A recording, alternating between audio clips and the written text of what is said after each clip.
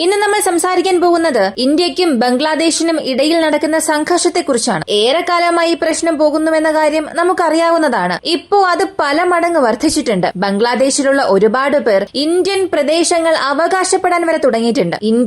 ഇന്ത്യയിലുള്ള പ്രദേശങ്ങളെ ഇവർ എങ്ങനെ അവകാശപ്പെടും? കൂടാതെ ഇവർ അതിനായി വെച്ചിരിക്കുന്ന പദ്ധതി എന്താണ്? ഇതിന് പശ്ചിമ ബംഗാൾ, കൊൽക്കത്തയിലെ ജനങ്ങളുടെ അഭിപ്രായം എന്താണ്? അവിടെയുള്ള രാഷ്ട്രീയ നേതാക്കളുടെ പ്രസ്താവനകൾ എന്തെല്ലാം ഈ ഒരു വീഡിയോയിലൂടെ വിശദമായി അറിയാം.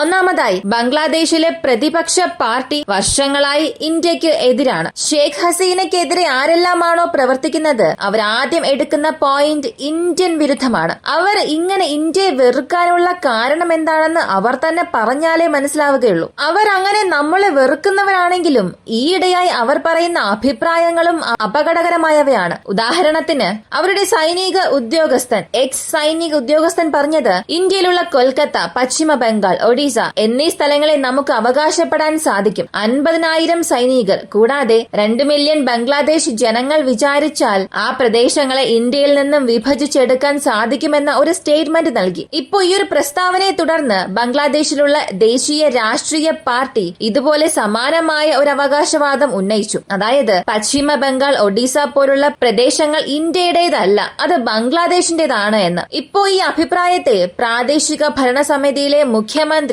മമതാ ബാനർജി പറഞ്ഞത്, ആരെങ്കിലും ഇന്ത്യക്ക് എതിരാണെങ്കിൽ അല്ലെങ്കിൽ അവർ ഇന്ത്യൻ ഭൂമി നശിപ്പിക്കാൻ ആഗ്രഹിക്കുന്നുവെന്നുണ്ടെങ്കിൽ ഇന്ത്യ അതൊന്നും നോക്കിക്കൊണ്ടിരിക്കില്ല. കൂടുതലായും പറഞ്ഞത്, വിദേശകാര്യ മന്ത്രാലയം പറയുന്നതനുസരിച്ച് സർക്കാർ നടപടിയെടുക്കും. ബംഗ്ലാദേശിന്റെ കാര്യത്തിൽ സെൻട്രൽ ഗവൺമെന്റ് എന്താണോ പറയുന്നത് അതനുസരിച്ച് ഞങ്ങൾ നടപടിയെടുക്കുമെന്ന രീതിയിൽ ഒരു സ്റ്റേറ്റ്മെന്റ് നൽകി. ഇപ്പോ ബംഗ്ലാദേശിലെ ജനങ്ങൾ ഇന്ത്യൻ ഭൂമി അവകാശം ഉന്നയിക്കുന്ന രീതിയിൽ പ്രശ്നം മോശമായി പോയിക്കൊണ്ടിരിക്കുന്നു എന്ന് മനസ്സിലാക്കാം. അതേസമയം ഇന്ത്യയിൽ നിന്നുള്ള ഒരു പ്രധാനപ്പെട്ട ഉന്നത ഉദ്യോഗസ്ഥൻ ബംഗ്ലാദേശിലേക്ക് പോയിട്ടുണ്ട്. വിദേശകാര്യങ്ങൾക്കായിട്ടുള്ള ചർച്ചയ്ക്കായി ബംഗ്ലാദേശിലേക്ക് പോയിട്ടുണ്ട്. ഈ ചർച്ചയ്ക്ക് ശേഷം ഇന്ത്യക്കും ബംഗ്ലാദേശിനും ഇടയിലെ ബന്ധം എങ്ങനെയാകുമെന്ന് കാത്തിരുന്ന് കാണാം. കാരണം ഈ സംഭാഷണത്തിന് മുൻപ് നമുക്ക് ആരുമായും സംസാരിക്കാം. പക്ഷെ ഈ സംഭാഷണത്തിന് ശേഷം അവർ ഏത് തരത്തിലുള്ള നടപടി സ്വീകരിക്കുന്നു എന്നുള്ളത് കാത്തിരുന്ന് തന്നെ അറിയേണ്ടതാണ്. ഇങ്ങനെയാണ് ഇന്ത്യൻ വിദഗ്ധർ പറഞ്ഞുകൊണ്ടിരിക്കുന്നത്. മറ്റൊരു പ്രധാനപ്പെട്ട കാര്യം, ബംഗ്ലാദേശ് തുർക്കിയിൽ നിന്നും ബൈറക്താർ ഡ്രോൺസുകൾ വാങ്ങിയപ്പോൾ ഇന്ത്യ അവരുടെ ആശങ്ക പ്രകടിപ്പിച്ചു. കാരണം ബൈറക്താർ എന്നത്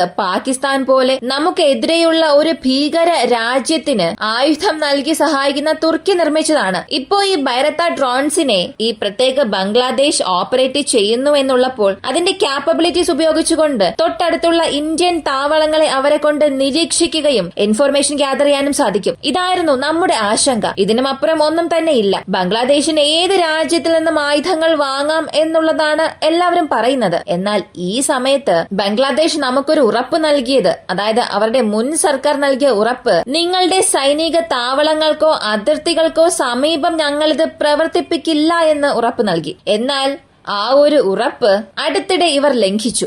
ഓപ്പൺ സോഴ്സിൽ നിന്നും ലഭിക്കുന്ന വിവരങ്ങൾ അനുസരിച്ച് നമുക്കത് അറിയാൻ സാധിച്ചു. ഇപ്പോ ലോകം മുഴുവനുമുള്ള എയർക്രാഫ്റ്റ്സ് എല്ലാം ട്രാക്ക് ചെയ്യാൻ കഴിയുന്ന വെബ്സൈറ്റ്സ് നമ്മുടെ പക്കലുണ്ട്. ഉദാഹരണത്തിന്, ആകാശത്തിൽ ഒരു വിമാനം നിങ്ങളുടെ തലയ്ക്ക് മുകളിലൂടെ പറന്നു പോകുന്നു, നിങ്ങളത് കാണുന്നു. അപ്പൊ തന്നെ നിങ്ങളുടെ ഫോണിൽ ഒരു ആപ്ലിക്കേഷൻ ഉണ്ട്. ആ ആപ്ലിക്കേഷനിലൂടെ അത് ഏത് വിമാനമാണ്, എവിടെ നിന്നും വരുന്നു, എവിടെ പോകുന്നു, അതിന്റെ ആൾട്ടിറ്റ്യൂഡ് എത്ര, വേഗത എത്ര, അതിന്റെ മേക്കിംഗ് എങ്ങനെയാണ്, അത് പ്രവർത്തിപ്പിക്കുന്നത് ആര്, ഇങ്ങനെയുള്ള എല്ലാ കാര്യങ്ങളും അറിയാൻ സാധിക്കും. അങ്ങനെ ഒരു ഓപ്പൺ സോഴ്സ് സോഫ്റ്റ്വെയർ ഉള്ളപ്പോൾ തന്നെ ഇന്ത്യയിലുള്ള ചില മാധ്യമങ്ങൾ, പ്രൈവറ്റ് മീഡിയ ഔട്ട്ലെറ്റ്സ് തന്നെ ബംഗ്ലാദേശ് ഇന്ത്യൻ ബോർഡറിനടുത്ത് അവരുടെ ബൈറക്താർ ഡ്രോൺ ഓപ്പറേറ്റ് ചെയ്തു എന്നുള്ള വിവരം തെളിവുകളോടുകൂടി പുറത്തുവിട്ടു. ഇത് ഒരു തവണയല്ല, മൊത്തം 3 തവണ സംഭവിച്ചിട്ടുണ്ട്. കൂടാതെ ബംഗ്ലാദേശ് പറയുന്നത് ഞങ്ങൾ അങ്ങനെ പ്രവർത്തിപ്പിച്ചിട്ടേ ഇല്ല എന്നാണ്. പക്ഷേ നമ്മുടെ പക്കൽ തെളിവുണ്ട്.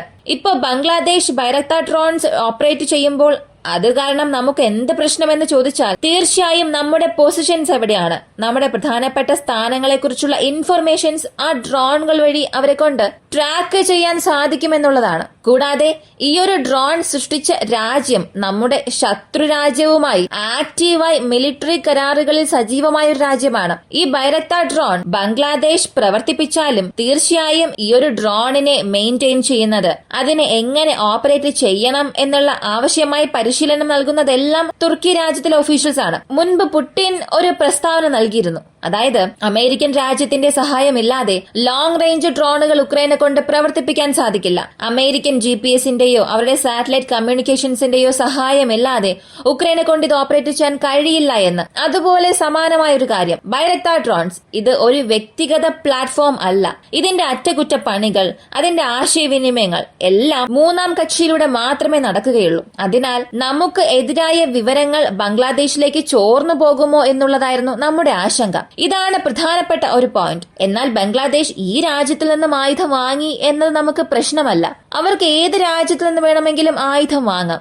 അത് അവരുടെ മാത്രം ആഗ്രഹമാണ്. അതിൽ നമുക്ക് തലയിടാൻ യാതൊരു അവകാശവുമില്ല. പക്ഷെ നമുക്കൊരു ഭീഷണി ഉണ്ടാകുമ്പോൾ അതിനെ ചോദ്യം ചെയ്യാനുള്ള അവകാശം നമുക്കുണ്ട്. ആ ചോദ്യത്തിന് ശരിയായ നടപടി ഇല്ലെങ്കിൽ നമ്മൾ നടപടിയെടുക്കാനും സാധ്യതയുണ്ട്. കൂടാതെ ബംഗ്ലാദേശ് ജനങ്ങളുടെ എല്ലാം ആവശ്യമായിരുന്നു ഷെയ്ഖ് ഹസീനയെ പുറത്താക്കണം എന്നുള്ളത്. അവർ പുറത്തേക്ക് അയക്കുകയും ചെയ്തു. ഇപ്പോ ഷെയ്ഖ് ഹസീന ഇന്ത്യയിലുള്ളത് മറ്റൊരു വലിയ പ്രശ്നമായി മാറിയിട്ടുണ്ട്.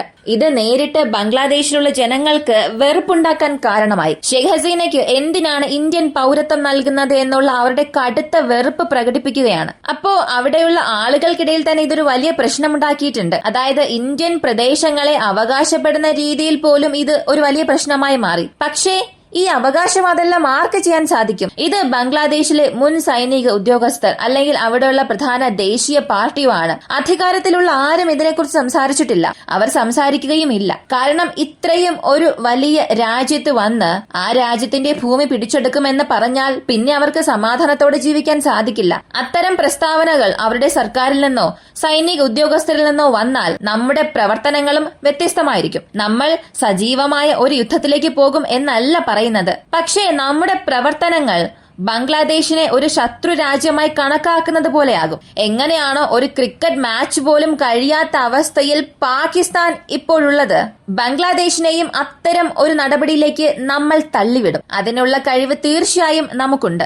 അതിനാൽ ഇതെല്ലാം അറിഞ്ഞുകൊണ്ട് തന്നെയാണ് അവർ പ്രവർത്തിക്കുന്നത്. കൂടാതെ അടുത്തിടെ നടന്ന ഫോറിൻ സെക്രട്ടറി മീറ്റിംഗ് നന്നായി തന്നെ അവസാനിച്ചു. ഇതിലൂടെ ഭാവിയിൽ നമുക്കും ബംഗ്ലാദേശിനും ഇടയിലുള്ള ബന്ധം ഒരു സാധാരണ നിലയിലാക്കപ്പെടും എന്നും പ്രതീക്ഷിക്കുന്നുണ്ട്.